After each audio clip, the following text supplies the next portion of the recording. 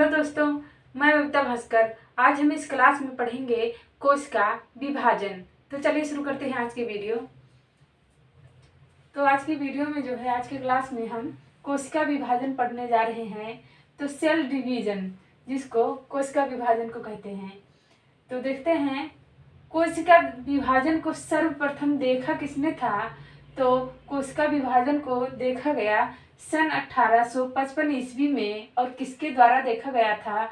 तो वो थे वैज्ञानिक बिरचाऊ के द्वारा देखा गया था। आगे देखते हैं कि कोशिका विभाजन किसे कहते हैं या क्या होता है। तो इसकी परिभाषा देखते हैं। कोशिका अपने आप को विभाजित करके बहुत सी नई कोशिकाएं बनाती हैं। इसी को कोशिका विभाजन कहा जाता है या कहते हैं। अब देखते हैं कोशिका विभाजन क्यों जरूरी है। तो कोशिका विभाजन हमारा ग्रोथ एंड डेवलपमेंट यानी कि वृद्धि और विकास के लिए और प्रजनन के लिए, रिप्रोडक्शन यानी कि वृद्धि और विकास के लिए और प्रजनन के लिए हमारा कोशिका विभाजन जो है जरूरी है। यहाँ पर देखिए, जैसे यहाँ पर कहा गया कोशिका अपने आप को विभाजित करके। यहाँ पर कोशिका है, ये दो टुकड़ों में, यहाँ पर दो टुकड़े में बटने जा रही है। तो यहाँ पर ये प्रक्रिया है हमारे, यहाँ पर दो टुकड़े में हो गई, यहाँ पर अलग अलग पूरी तरीके से हो गई। इसी को जो है दोस्तों, इस प्रक्रिया को कोशिका विभाजन कहते हैं। आगे देखते हैं कोशिका विभाजन के 3 प्रकार हैं। तो इसमें पहला है हमारा असूत्री विभाजन यानी कि एमिटोसिस डिवीजन, और समसूत्री विभाजन में माइटोसिस डिवीजन, और है अर्धसूत्री विभाजन यानी कि माइटोसिस डिवीजन कहते हैं। ये 3 प्रकार के होते हैं। अब अर्धसूत्री विभाजन जो है किन जीवों में पाया जाता है? तो वो प्रोकैरियोटिक जीवों में जो है अर्धसूत्री विभाजन पाया जाता है। समसूत्री विभाजन में जो है दोस्तों, ये कायिक कोशिका में जो है समसूत्री विभाजन पाया जाता है। और जनन कोशिकाओं में जो है अर्धसूत्री विभाजन हमारा पाया जाता है। अब देखते हैं यहाँ पर, जैसे देखते हैं नई कोशिकाएं पहले से मौजूद कोशिकाओं से बनती हैं। नई कोशिकाएं यानी कि पेरेंट सेल, ये पहले से जो है कोशिका थी, इस कोशिका से दो कोशिका का और निर्माण हुआ, जिसे डॉटर सेल कहते हैं। इसी को दोस्तों नई कोशिकाएं से मौजूद कोशिकाएं और बनती हैं आगे। तो आगे देखते हैं दोस्तों, अब पहला जो हमारा वो है असूत्री विभाजन। असूत्री विभाजन को देखते हैं दोस्तों, तो माइटोसिस डिवीजन को देखते हैं। तो यह विभाजन अविकसित कोशिकाओं में होता है, जैसे जीवाणु, नीलहरित शैवाल, अमीबा तथा प्रोटोजोआ में होता है। अब देखते हैं इसमें आगे, केंद्रक पहले लंबा हो जाता है, फिर सीधा 2 भागों में विभाजित होकर अलग हो जाता है। प्रत्येक भाग में एक संतति केंद्रक पहुंचता है। यहाँ पर देखते हैं दोस्तों, तो ये हमारा केंद्रक है, ये 2 भागों में विभाजित होने की प्रक्रिया है। यहाँ पर भी प्रक्रिया वही चल रही है। यहाँ पर थोड़ा विभाजित होने की प्रक्रिया दिखाई गई, फिर यहाँ पर ज़्यादा, और यहाँ पर दोनों कोशिकाएं जो है अलग हो गई, और यहाँ पर फिर पूरी तरीके से अलग दिखाई गई हमारी। तो यहाँ पर प्रत्येक भाग में एक संतत केंद्रक पहुंचता है सभी में। तो यही प्रक्रिया है इसमें जो है असूत्री विभाजन की। आगे देखते हैं इसमें आगे समसूत्री विभाजन क्या है, माइटोसिस डिवीजन। समसूत्री विभाजन की प्रक्रिया को जंतु कोशिकाओं में सबसे पहले जर्मनी के जीव वैज्ञानिक थे, वो थे वाल्थेर फ्लेमिंग ने 1879 ईस्वी में जो है देखा था। 1879 ईस्वी में देखा था। और आगे देखते हैं, उन्होंने ही सन 1882 में इस प्रक्रिया को माइटोसिस नाम दिया। उन्होंने ही 1879 ईस्वी में देखा, और उन्होंने जो है 1882 में से इस प्रक्रिया को जो है दोस्तों माइटोसिस नाम दिया। यह विभाजन कायिक कोशिका में होता है। आगे देखते हैं इसका कार्य देखते हैं यह घाव भरने का कार्य करता है, यह घाव भरने का कार्य करता है और यह कटे फटे अंगों की मरम्मत करता है, यह इसका कार्य है। आगे देखते हैं अब कायिक कोशिका किसे कहते हैं या कायिक कोशिका क्या होती है, तो देखते हैं यह जनन कोशिकाओं के अतिरिक्त सभी कोशिकाएं हमारी जो है कायिक कोशिकाएं होती हैं। अब देखते हैं इसमें आगे इस प्रक्रिया में मातृ कोशिका यानी कि मदर सेल से दो पुत्री कोशिकाओं यानी कि डॉटर सेल का निर्माण होता है और प्रत्येक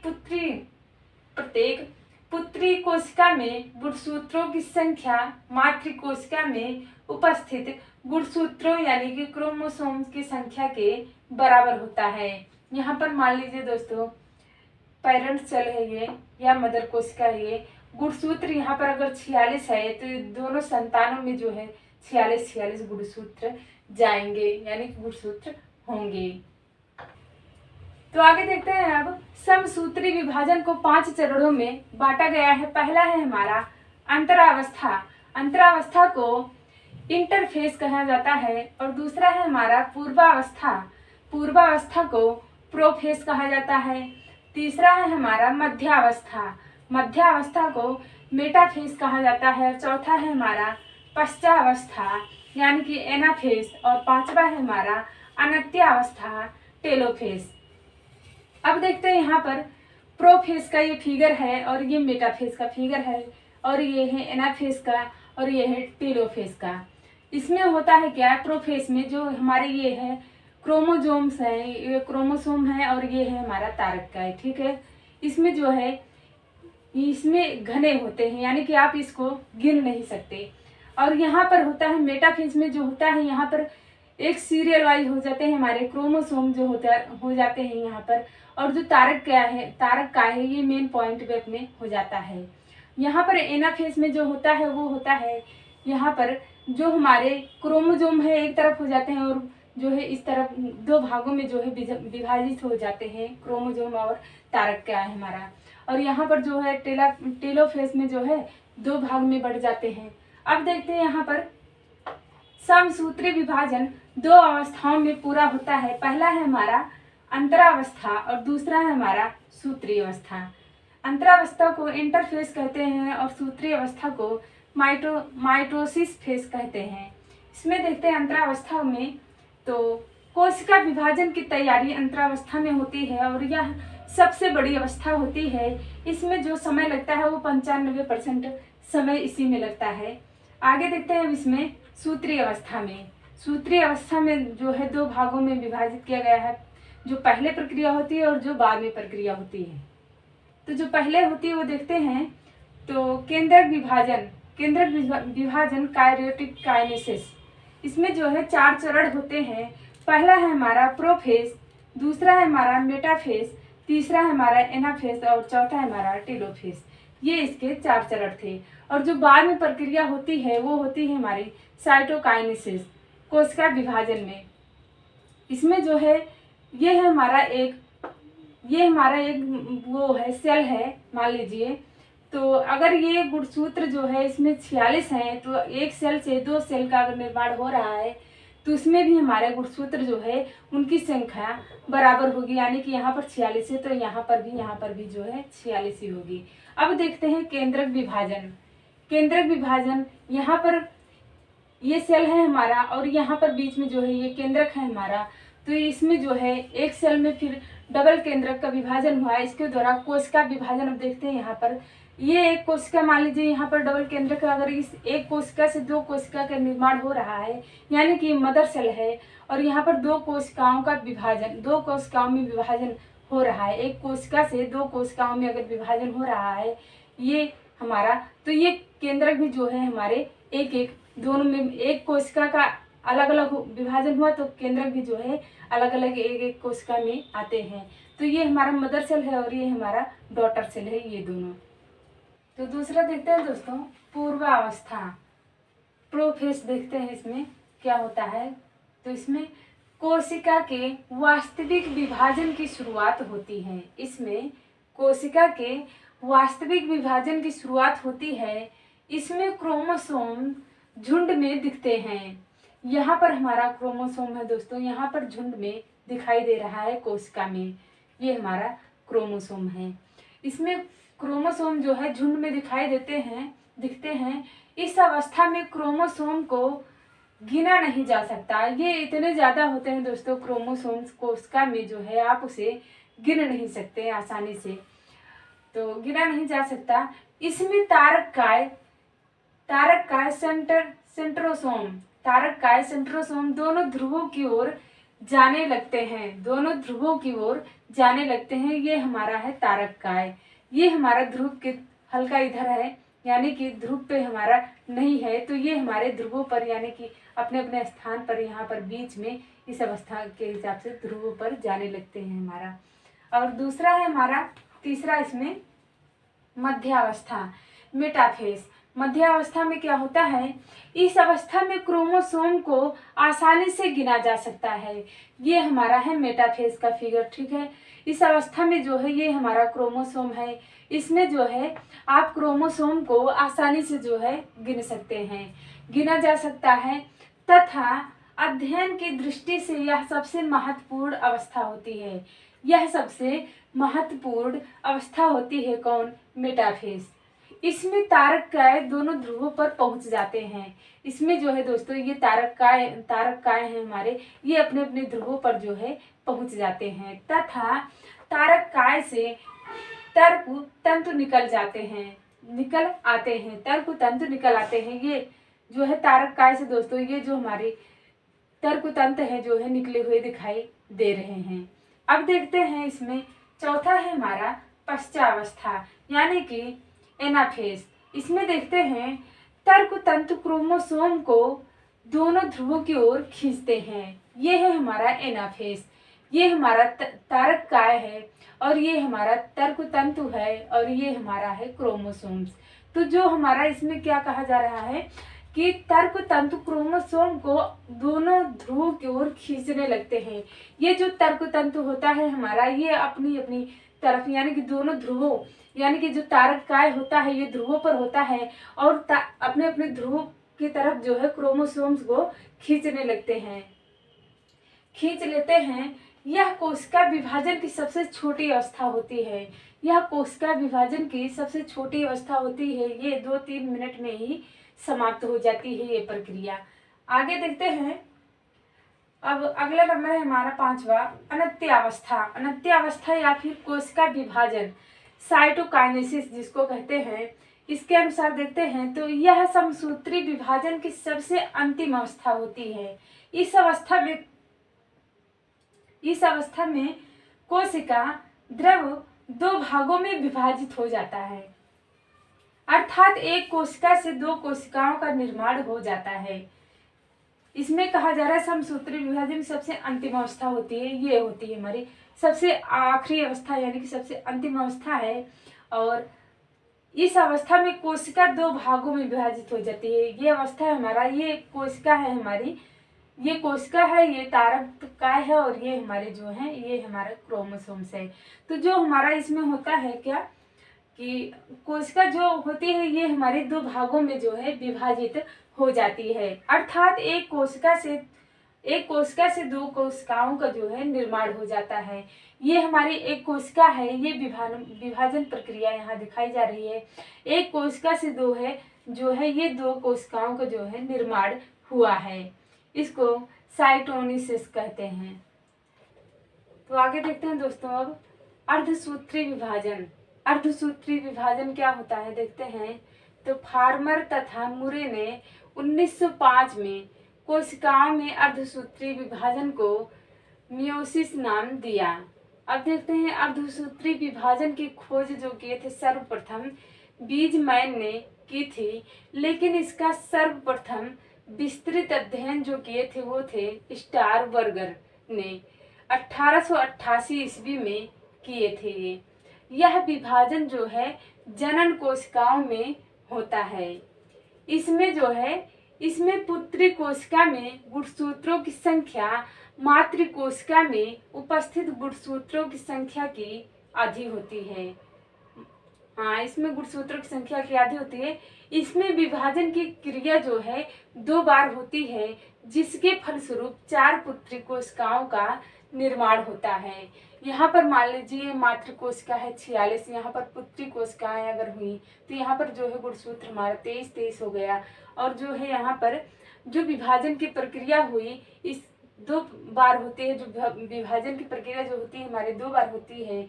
इसके फलस्वरूप जो है 4 पुत्री कोशिकाओं का, ये 4 पुत्री कोशिकाओं का जो है निर्माण होता है। आगे देखते हैं अब अर्धसूत्री कोशिका विभाजन 2 चरणों में होता है। पहला है हमारा अर्धसूत्री 1 और दूसरा है हमारा अर्धसूत्री 2, यानी कि मियोसिस 1 और मियोसिस 2। तो इसमें देखते हैं मियोसिस में, तो ये है हमारा प्रोफेस, मेटाफेस, एनाफेस और टेलोफेस। तो यहाँ पर देखते हैं ये प्रोफेस का पार्ट है 5। ये प्रोफेस जो है 5 प्रकार के होते हैं। तो देखते हैं इसमें पहले लेप्टोनिन है हमारा, जाइगोटिन है, पैक्टिन है, डिप्लोटिन है और डाइकाइनेसिस है। ये 5 प्रकार हैं जो प्रोफेस के प्रकार हैं। और दूसरा देखते हैं अर्धसूत्री 2। तो समसूत्री कोशिका विभाजन के समान, समसूत्री कोशिका विभाजन के समान ही होती है, जिसमें एक जनक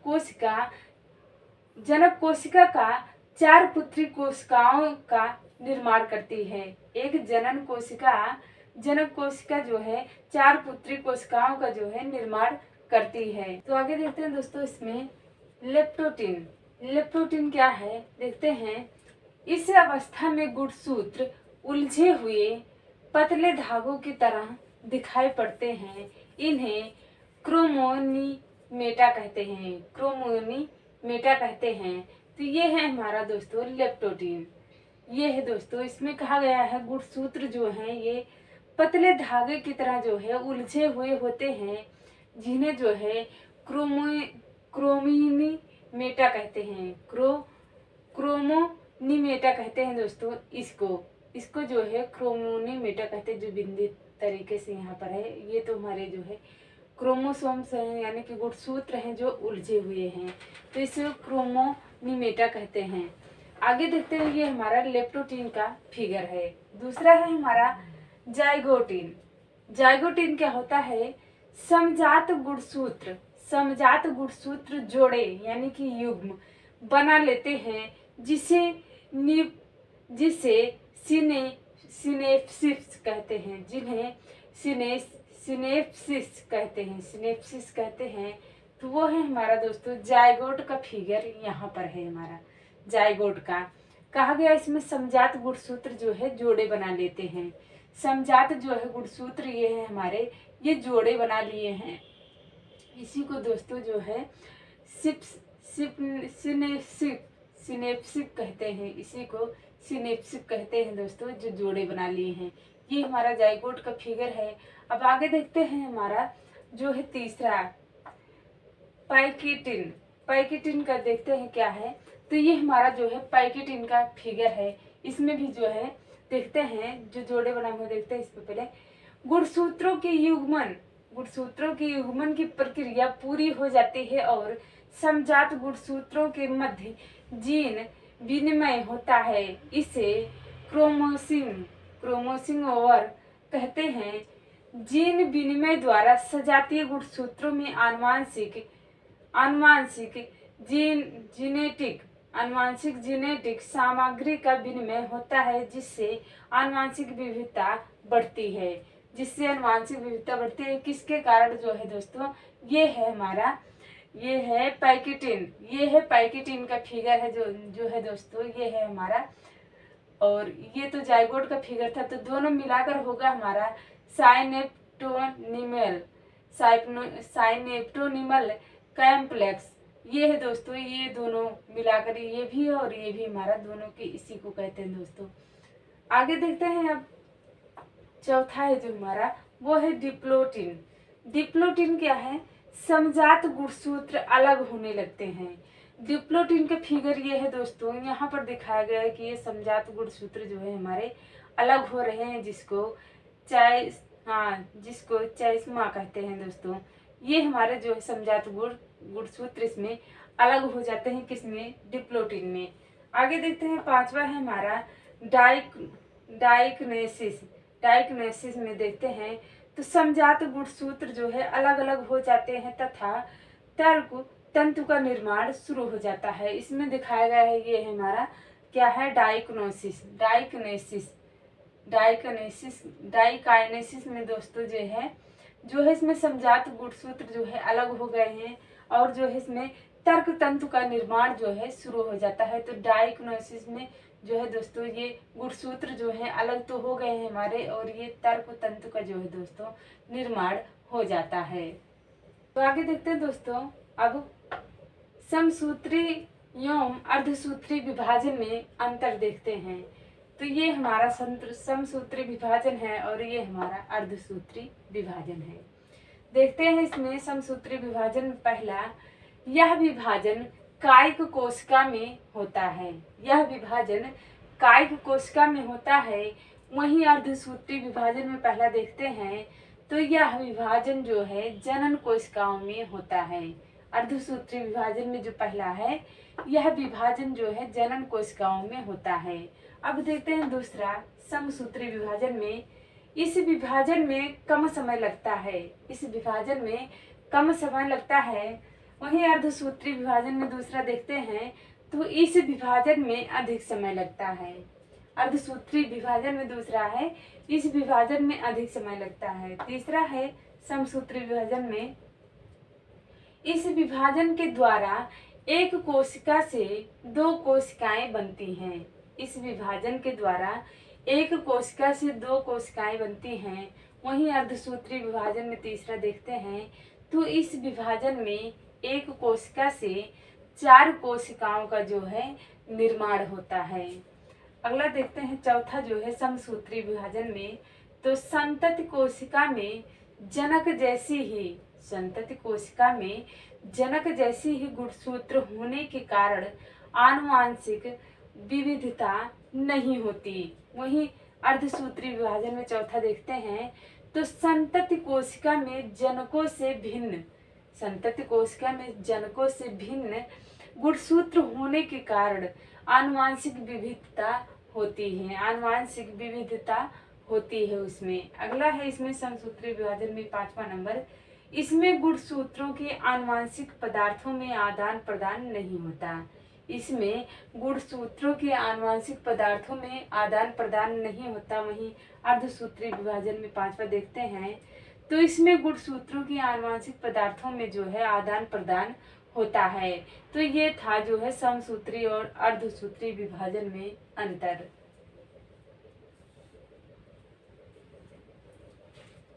तो दोस्तों आज की वीडियो हमारी यहीं पर समाप्त हुई। आप लोगों का बहुत बहुत धन्यवाद।